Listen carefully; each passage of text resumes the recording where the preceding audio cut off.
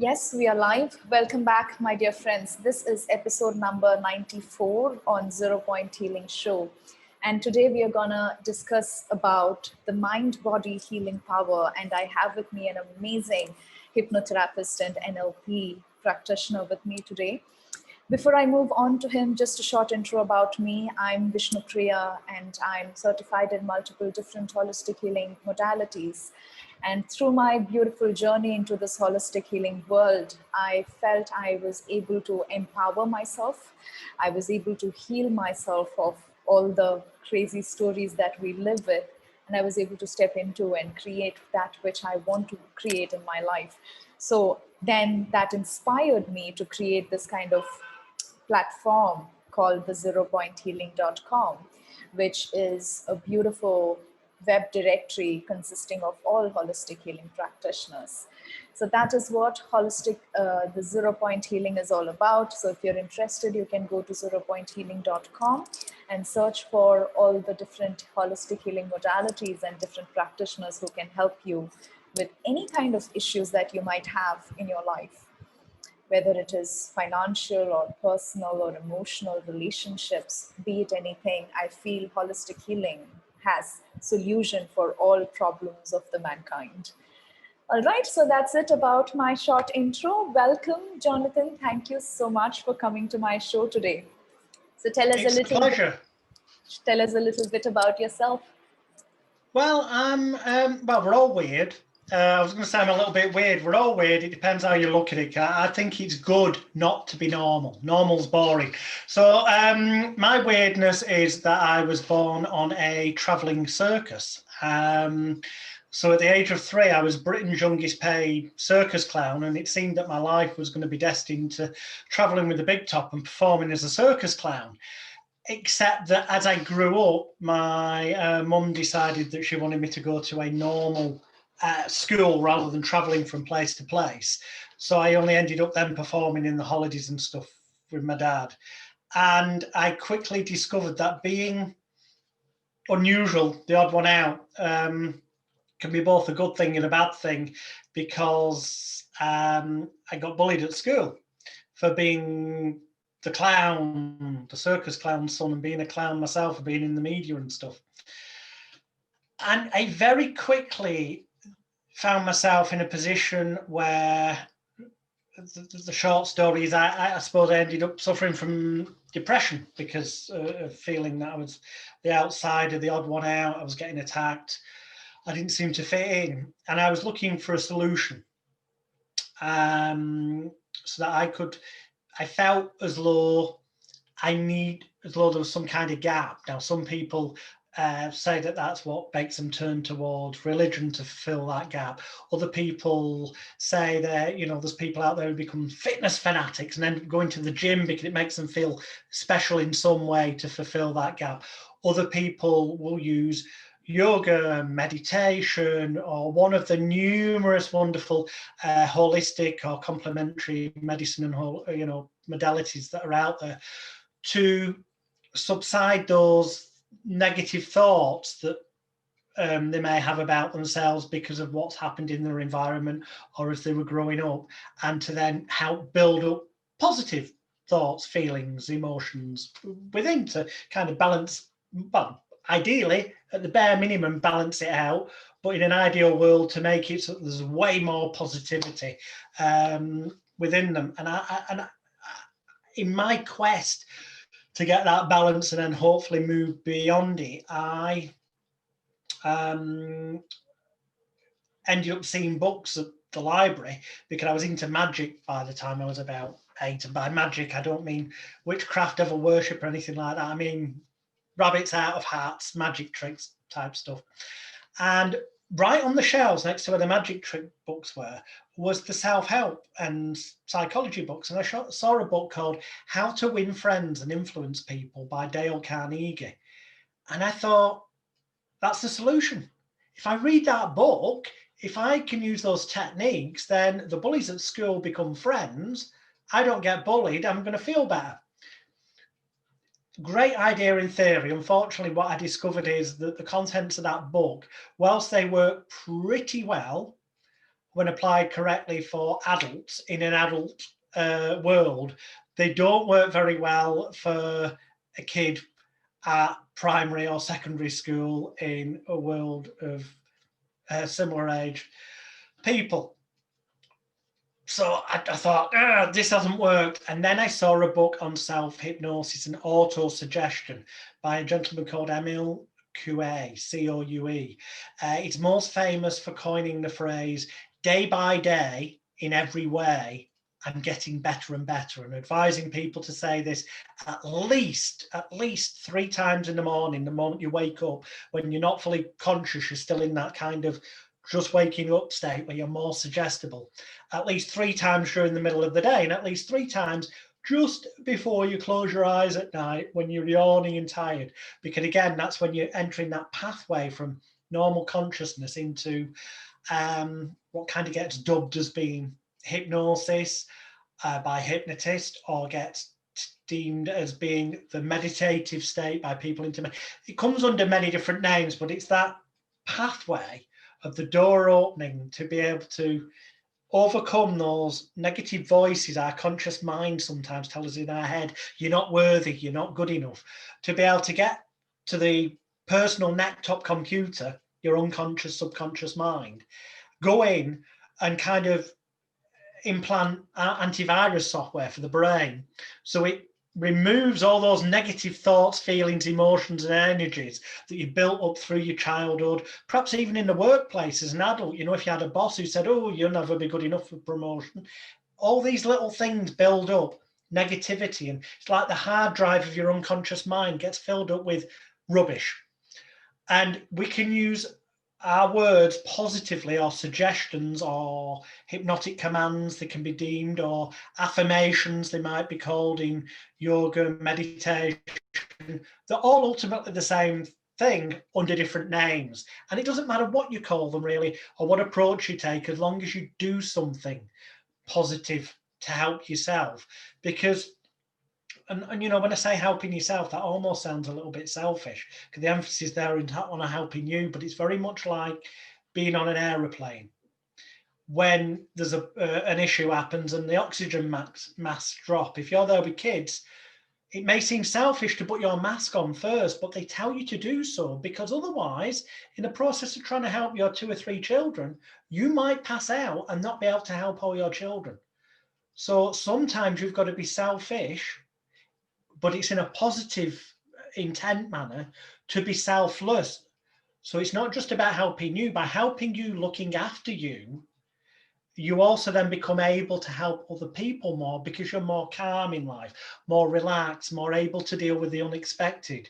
So it's all about intent.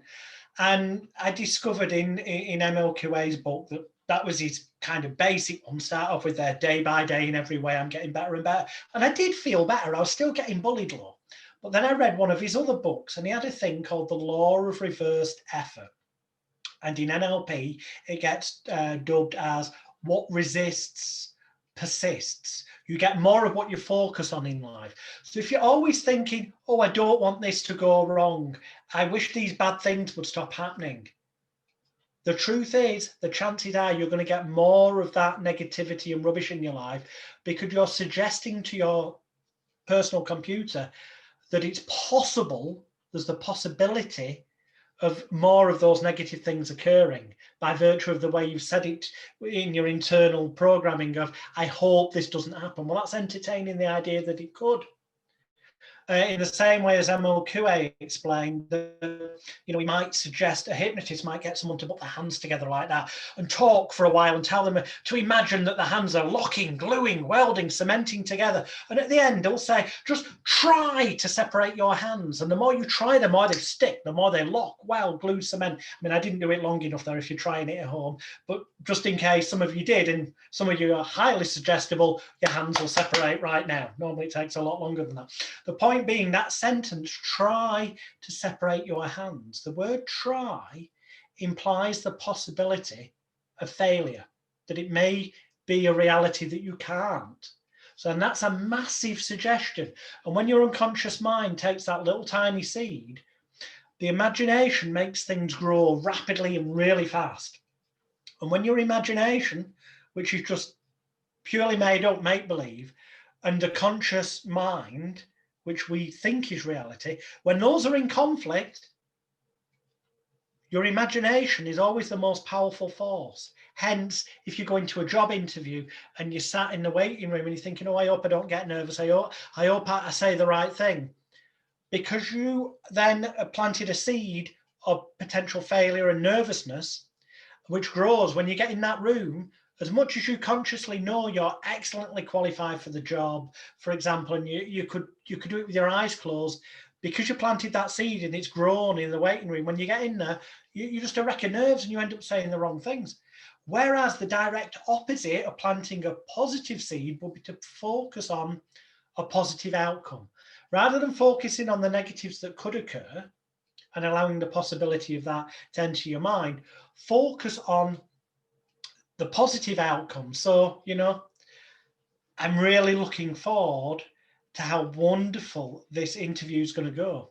And whether I get offered this job today or not, the wonderful thing is that it is going to lead to wonderful opportunities. Everything's got to be phrased so there's no element of negativity in it. And this is important to get used to doing to yourself. And I'm not saying necessarily verbally out loud, it's your internal thought chatter, that little voice inside your head that we all have. Or is it just me? No, but my clients tell me they have it as well.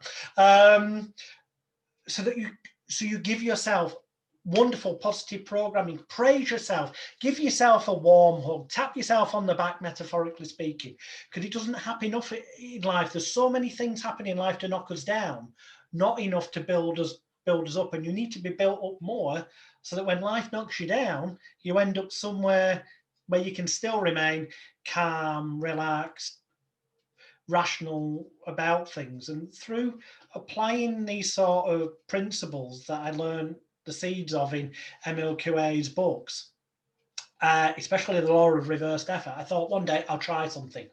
Because if saying try and separate your hands entertains the possibility they might not be able to, I wonder. And the next time the school bully came up and pinned me against the wall, and as they usually did, came out with some verbal offensive stuff before they used to hit me, I just suddenly went, go on, what are you saying all that nonsense for? Why don't you just try and hit me now? Get it over and done with. Go on, do it, try and hit me. And they suddenly looked like their eyes glazed over. And in NLP, this is called a pattern interrupt, I later found. But I mean, this predates any NLP or hypnosis training. MLQA auto-suggestion is going back to kind of mesmerism times. It's the same things that have existed for hundreds of years, just given different names. And they kind of glazed over and went into a state of confusion. They were disorientated, confused. They were wondering what was going on. And suddenly they let go of me and they went, I won't use the exact language because it was swearing. They went, yeah, bleep, bleep, bleep. You're a bleeping idiot, you are. Don't come near me. Stay away. I thought, I never do come near you. You normally come bullying me. From that day, they never came near me again. And I thought, oh, there's something in this. And that's when I started my serious quest into learning absolutely everything I could about the mind as a whole. But, along the way, that involved hypnotherapy, NLP, meditation, yoga, Buddhism, shamanism, a lot of the Native American Indians' traditions of shamanic healing. Ultimately, it doesn't matter what you call these things. When you look at the root of them all, when they all work for the same underlying reasons and principles. And a large part of that, and this isn't a negative thing I'm about to say, so if I upset anybody, I apologize, but the largest percentage factor of why all these holistic health, complementary medicine, even conventional medicine for that matter, work when they do work, is the placebo effect, because it's the important semian ritualistic process that somebody's mind buys into, and that seed that's planted grows rapidly, combined with, and this is a massive big factor, a positive intent being projected from the practitioner, the healer, the teacher, call them what you will, the person who's helping facilitate you trigger off your own internal natural healing abilities that all of us have. Just some of us have either never been aware or have forgotten, because as kids we kind of use these wonderful magic things. Prime example is, as a kid, you know, you fall, you hurt your leg, you run over to your mummy or your daddy and they rub it or kiss it better, and instantly the pain disappears. You can still do that now as an adult. Your mind is capable of that. You just need to believe. Belief is a massive factor. You've got to expect the important seeming ritualistic process to work, so that the belief and expectancy combine together with the intent of the practitioner, if it's someone else helping you, or if you're being your own best practitioner, which you can be, you have faith that it's going to work for you, and then it is more likely to do, which is proven in all the clinical studies that have been done on the placebo effect. You know, a different coloured pill, a multicolored capsule has, even though it's got the same in it as a tablet, has a more positive effect. An injection with the same thing in works on a higher percentage of people, because psychologically the impact is, this must be seriously good stuff. It's the same thing. In the same way, the more important seeming ritualistic the process is. So there's techniques I could use in hypnotherapy that would work in the space of 2 or 3 minutes to cure somebody's phobia. And for a lot of people, that will work for them, and their life changed for the better forever. But for some people, a thing called a psychological principle called cognitive dissonance kicks in. And that's the idea that, well, it's the brain going, it can't be that simple to overcome something that's been an issue to me in my life for so many years. It can't possibly be possible to deal with it like that. So their mind will do everything, the computer will do everything they think to protect themselves, and all they're really protecting is their ego, because they don't want to be proved wrong. Because the truth is, it is possible to change things as quickly as that. But if they were to be proven that it could be done that quick, their ego takes a bashing, and they deep down might be thinking, if it was that simple, why didn't I do it sooner in life? So that's quite often why people go and see a therapist, maybe relapse, because they leave and they bump into family and friends who go, hey, Dave, you don't appear to have had a cigarette or an alcoholic drink for the past half hour. What's going on? And Dave says, well, it's like this. I've stopped drinking, or I've stopped smoking. And they go, oh, wow, you've done that for like 20 years, all the time I've known you. Well, how have you just managed to stop? And if Dave was to say, well, I just woke up this morning and decided, that's it, no more, which Dave was always capable of. Every one of you's got that switch inside your mind. But the thing is, those people around you will criticize and go, why didn't you do it sooner? Rather than going, well done for actually taking the decision to flick that switch in your mind now, better late than never, which would positively encourage you and help that positive seed to grow. People around you will not be able to accept that it could be possible that quick. And they'll go, if it was that possible, then why didn't you do it sooner, you fool? And that makes Dave, in this example, feel bad. So what does Dave ultimately end up doing? To stop himself feeling bad, he goes back to smoking or drinking. So we can say to those people, look, it wasn't that simple. Because then it's like he's won. They were wrong, not him.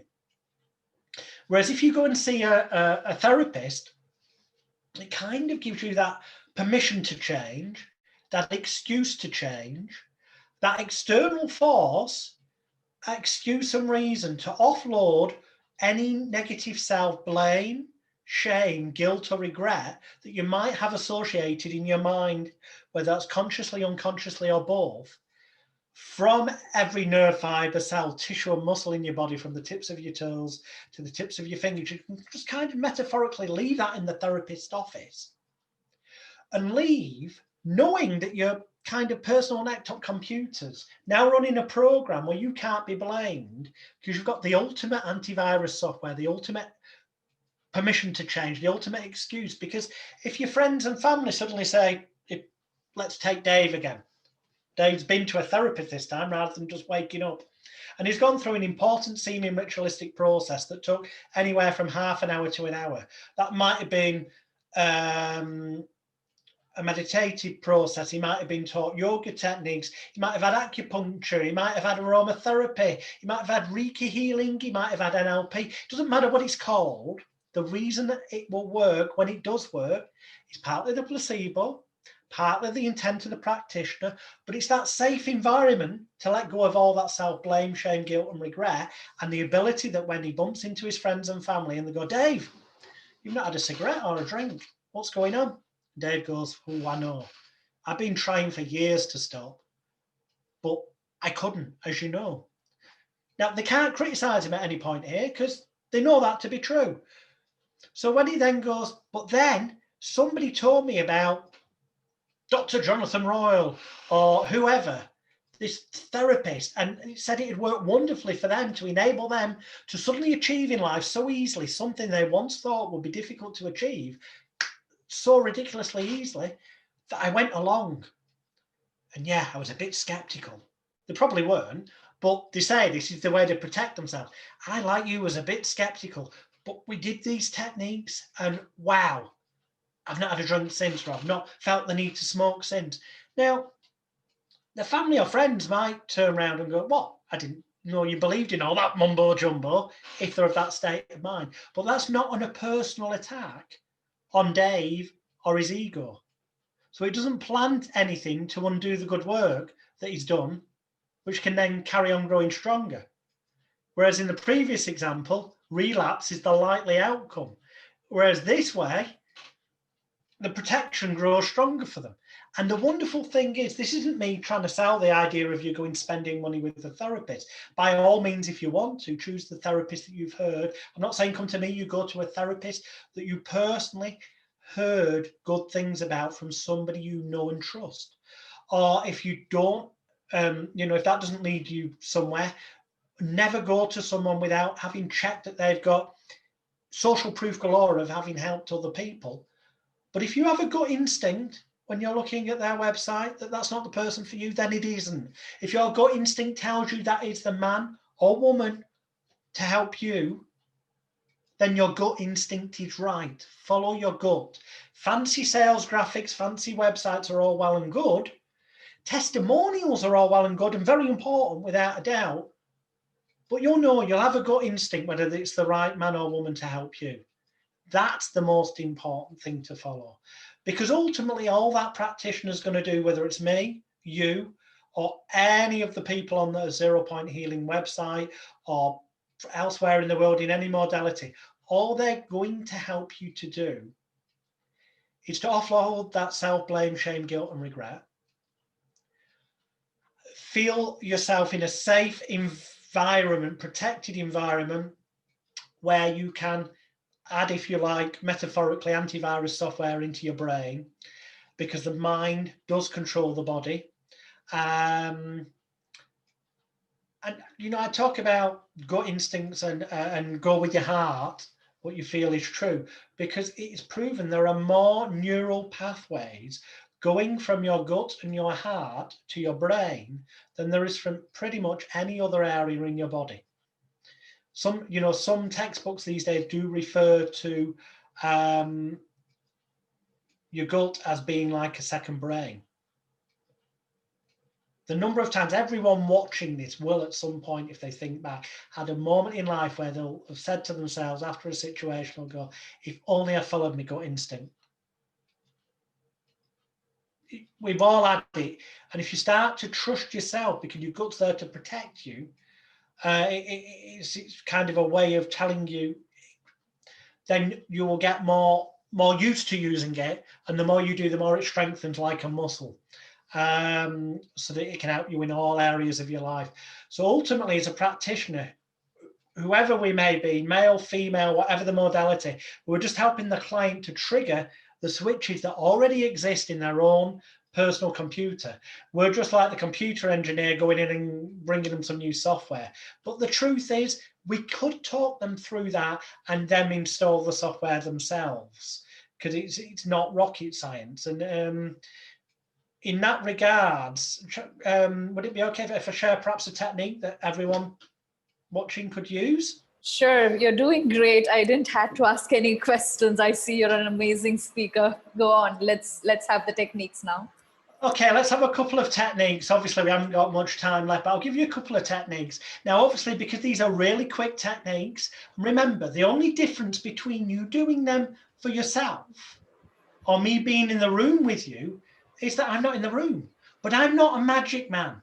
Okay, well, I am. I do magic tricks from my previous life, but I'm not a magic man. I don't emanate some strange energy. Well, perhaps I do. We all have an aura, but you don't need me in the room for this to work for you. I promise you, I've done this over the internet for people. I've taught them it, and then they use it in their life, and they send me emails, and they say, you know, weeks, months later, wow, I've used this, and I've overcome my panic attacks, my anxiety, habits, addictions, fears, phobias. Because the magic is truly within you. So I'm going to give you a website address shortly, so make sure you've got a pen available.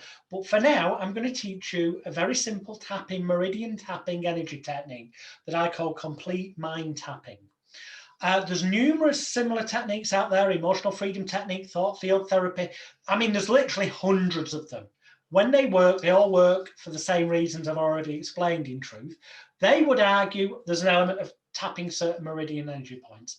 Maybe there is, but if there is, I found the four or five most powerful ones, and it doesn't matter what your issue is. All you're going to do is you're going to tap in a minute. I'll show you in order. The sort of psychic third eye area, which is kind of the center of the forehead above the eyebrows. You're going to tap there 3 times. You're then going to tap, excuse the nudity, just below your belly button, the base chakra-ish energy point, 3 times. It's going to look like left to you on the video, but it's your right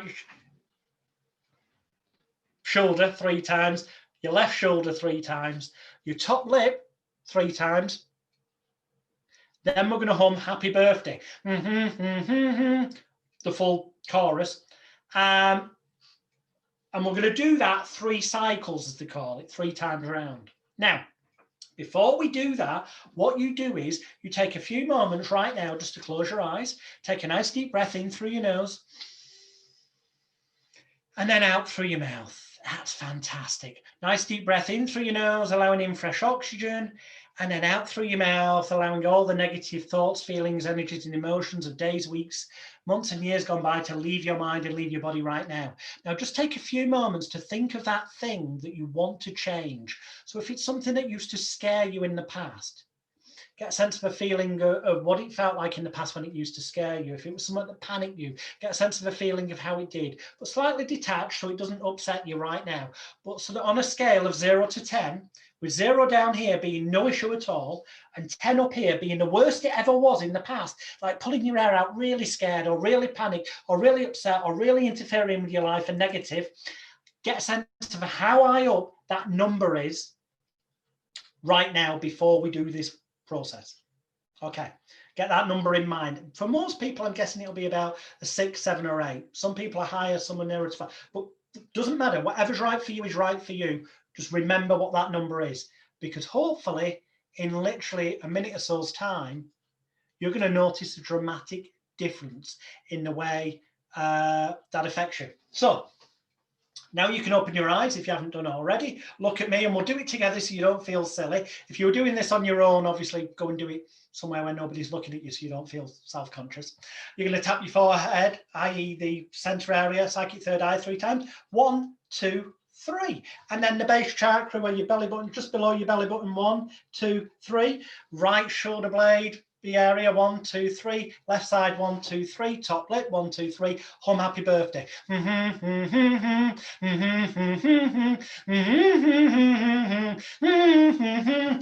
again, 1, 2, 3 on the psychic third eye. 1, 2, 3 on the belly button. 1, 2, 3 on the right. 1, 2, 3 on the left. 1, 2, 3 on the top lip. And now hum happy birthday.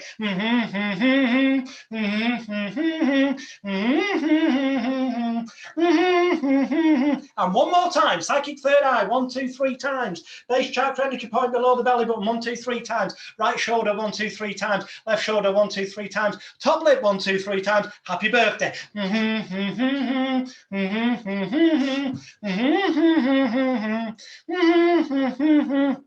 Now, take a nice deep breath in through your nose, out through your mouth, and just let it all go right now. And just close your eyes and just try and get a sense and a feeling like you did before we started. But notice something wonderful, fantastic, and strange. That the more you try to get a sense of a feeling like you did before, the more you notice it's positively changed for the better. And if you just open your eyes right now and remember that 10 up here is the worst it ever was in the past, when it was really, really bad. And down here is 0, gone completely right now. Where would you honestly say that felt, that number? How much lower has it got to right now? Now, I know for pretty much everyone doing this process, the first time, it may only drop a number or a few numbers. For some people, it's a dramatic, it's gone. It's just like, wow. Don't worry if it's only dropped a number or 2. The more you use the process, and I'm not saying sit there for half an hour doing it, I'm saying perhaps do it in the morning and then at night time, the more that number will lower till you get it to a point where you feel it's appropriate to leave at. Because, for example, if you had a severe phobia of dogs, let's say, there's no reason to be panicked about dogs in general. So you may want the number to go down from a number 9, if that's where it started, down to a 3. But when it gets to 3, you may personally feel that's a healthy level to have it at, so that if you did encounter in a strange circumstance a dangerous dog, you would react in the way that would be appropriate. Because if you had totally no fear, you might think you're some kind of superhero. So you'll know, or you'll be able to follow your gut instinct and take it to the level you need and keep doing it till there. Now, that's one exercise you can use yourself. And obviously you do it with whatever. You can watch this video back to, learn it more when the replay is there. Another one, as bizarre as it may seem, is I'll give you an example for panic attacks, but it can be used for feelings of fear as well, for phobias. And that is that you close your eyes and you take a few moments to try, and yes, I am using that word try to imply that it's already getting lower, but to try and get a sense of a feeling of the worst it's been in the past, when it really bothered you, worried you, or concerned you. And you'll notice that whenever you had that panicky attack feeling, or that phobic feeling, or that stress feeling, that you would feel it somewhere in your body. For some people, it's in their gut and then it moves upwards and it feels like it's spinning. For other people, it kind of rushes down from the head, down the body, and feels like they're getting flooded with emotions. It's different for everybody. Whatever you felt in the past is completely right, okay? Even though it may be different to people you've talked to, that is right for you. That is the key. We're all unique in that sense. So you find out the way, where it comes from, the feeling for you, where you feel it start, where you feel it move, which direction, and where it finishes. And then it might seem a bit weird, but in your mind's eye, you imagine that it's almost as if where that feeling starts, there is an object. Now, it could be any shape, and you don't know how you know, but you'll just, if you ask inside your unconscious mind, what shape is it? The first shape that comes to mind is the correct one. And then you ask yourself, what color is it? The first color that comes to mind is the correct color. And then you ask, what does it feel like? Is it rough? Is it smooth? Is it prickly? Whatever texture or feeling comes to mind first is the correct one for you. You just got to follow your instincts. So let's say, for example, that it's going to be different for everyone, but let's say, for example, I had someone who said that they found it was a red cube that was hard and prickly, that moved in a clockwise direction. And that's what was happening when they had the panic attack, or they had the phobic feeling, or they felt stressed. I would advise them then in their mind's eye to imagine changing the color of it from red into whatever color their mind tells them would be the right color, so that they would feel completely calm, relaxed, and comfortable in those situations and environments. And they can do that in the most ridiculous of ways. The more ridiculous, the better. Some people might imagine using sticky back plastic or massive, gigantic sized crayons. Other people might imagine exploding a paint gun on it to paint it. The more ridiculous, the better, because the unconscious, subconscious mind, imagination, grasp holds of things that seem ridiculous. That's why we have, when we do have dreams, we remember they're often quite bizarre. And then I would advise the person to imagine changing the shape of the object. So if it's currently a cube, they might take a saw and saw the corners off and make it a round ball. Or they might take a steamroller and make it flat. Whatever feels right for them, but they change the shape of it. And then the feeling, if it started off as prickly, they might take sandpaper in the mind's eye and smooth it down. Or if it started off that it was slippery, they might apply glue something like sandpaper on it to make it rough. The idea is about taking what it started off as and changing the color, the shape, the feeling, the texture, and then change the direction of the way it moves. So you can imagine in your mind's eye, it's almost if you can flick a switch and it changes the direction. So instead of it going in the example clockwise, it goes anti-clockwise. So now it's the color you instinctively know it needed to be, so that it can no longer bother you, worry you, or concern you as it once did in the past. You now know it's the right color, the right shape, the right texture, and it's moving in the direction that means it can only positively make you feel better, calm, relaxed, safe, and secure. And the moment you know you've done those things correctly, you'll just know it feels right. Then you can go. And if in the past you used to be scared of spiders, go and find one. Go and prove to yourself that you've done it correctly. Because just so long as you used your powers of intelligence, imagination, and concentration effectively, and just so long as you change the color, the shape, the texture, the direction it's moving, then because it has changed, it cannot react the way it did in the past when it used to bother you. And because you made it change to things that you know felt calm, safe, and secure, all you can possibly now feel is calm, safe, and secure in those situations. And that's a wonderful technique you can use. But then obviously beyond that, there is formal hypnotherapy and NLP sessions that break down negative anchors to negative feelings and install positive anchors of positive feelings, give you all the resilience and calmness you need in the world.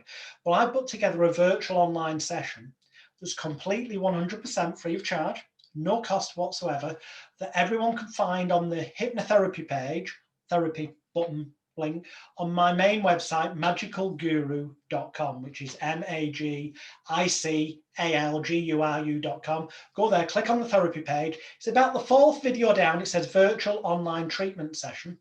It's 90 minutes long, so you will need to set aside 90 minutes of your time. But this is practically identical to being sat in the room with me, just so long as you believe it is. That's the only reason why it wouldn't be as effective as coming and physically seeing me in person, is if you allow some area of your mind to think it can't possibly work the same way as if I was sat in the room with him. Well, yeah, it can, because you know why? Because I formulated it so that there's certain bits that, yes, if you were with me in person, I would call you by name. So obviously in the video, I'm going to be saying, I'd like you to now do X, Y, Z, and I'm not going to mention your name because I don't know your name. That's the only real difference, because everything else is structured so that you fill in certain blank pieces of the jigsaw. So there'll be a bit where I say, imagine that used to bother you, worry you, or concern you in the past.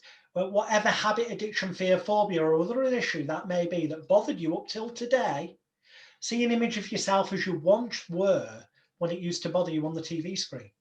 And you know what you're dealing with. So if you want to stop smoking, you see an image of that. You want to overcome a phobia, you see an image of yourself when you used to have it. And then we go through the process of the TV set, which will become clear when you watch the video.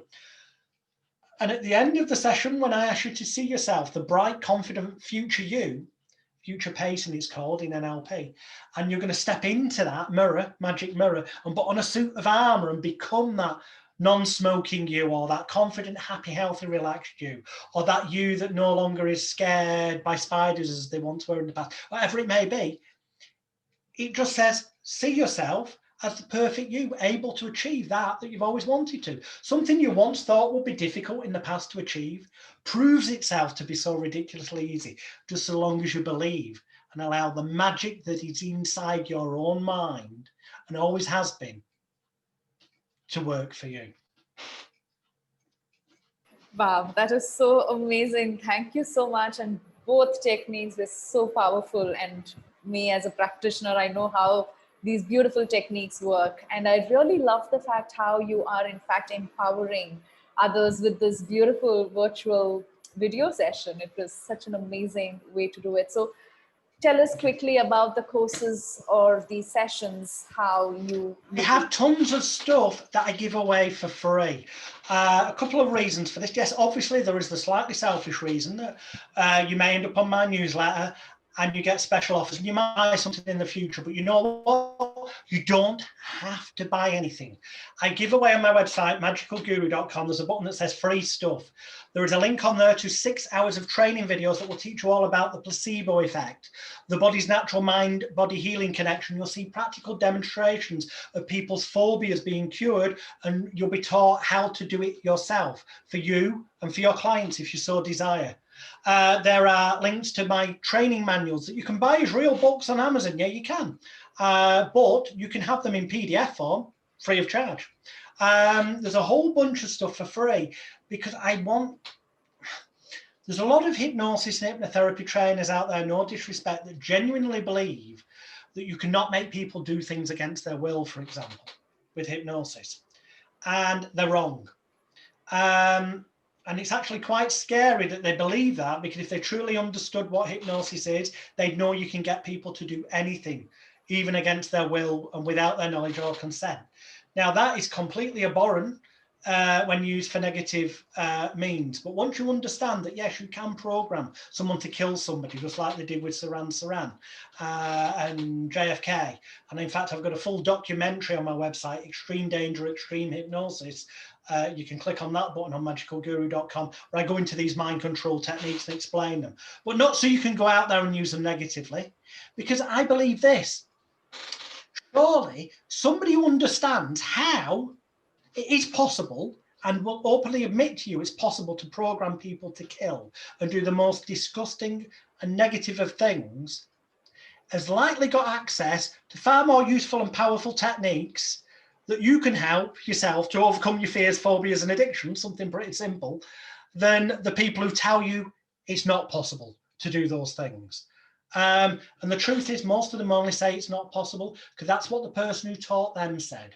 I had a bit of a weird teacher and a guy called Delavar, who's no longer with us. I talk about him on my website. And during the war, he was employed by the armed services, the military intelligence, to hypnotize people against their will, to put them asleep, so to speak, even though hypnosis isn't sleep, for a week, for a full 7 days. And yeah, there were nurses there cleaning them up and making sure they had drips and all this. But it was so that the person did not have to consciously be aware of the withdrawal symptoms from the heroin and other drugs that they actually gave to soldiers during the war. There were hospitals set up using hypnosis to get them through the cold turkey. And a lot of conventional hypnotherapy trainers will tell you it's not possible to hypnotize somebody and them to be out of it for a week. Well, if it's not possible, go and tell the late Delavar, who did it for the armed forces and helped numerous people. You know, those people who say certain things aren't possible should keep their thoughts and opinions to themselves and stop interfering in people like those that understand that the magic's within you and everything is possible when you set your mind to it.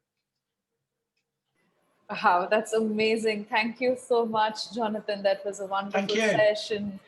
And my dear viewers, if you would like to go directly to his 0 Point listing, you can click on the link below. So below the video, there is his link on that as well. And check out all the wonderful work that this lady does. It's amazing. Look at her website as well. You know, because she's doing educational stuff and charitable work that in itself exponentially, as one person's help, they help other people, and that's sending out positivity into the world. Thank you so much for that. But anyways, I was coming to, you can click on his link, as well as there is his website links in his listing as well. So you can contact him directly on any sessions you need, as well as he provides amazing courses as well. So you can take a look at that as well. So thank you so much, Jonathan. Any final Thank you. words? Just believe in yourself. You may have spent a lifetime of growing up being victimized, bullied, told you're not good enough, or you may be lucky that, generally speaking, everything seemed wonderful, but there's going to be somewhere, some little glitches in that personal laptop computer program. But the more you believe in yourself that things can and will get better, and the less you focus on, I hope this negative thing doesn't happen, the better things will start to be for you in every area of your life. Wow, the most powerful thing to end the session with. So thank you so much. My dear viewers, if you are watching this on YouTube, please do subscribe, and you can share this video. It was such a wonderful motivational work that Jonathan shared with us today. So if you would like to share this with any family members, relatives, friends whom you know, that if somebody is going through any panic attacks or any kind of issues, if you see that this video will help them, please do share it with them as well. Thank you so much for all your support. I'm going to see you in my next show. Thank you, my dear Jonathan. Thank you. Bye-bye. Thank you. Bye-bye.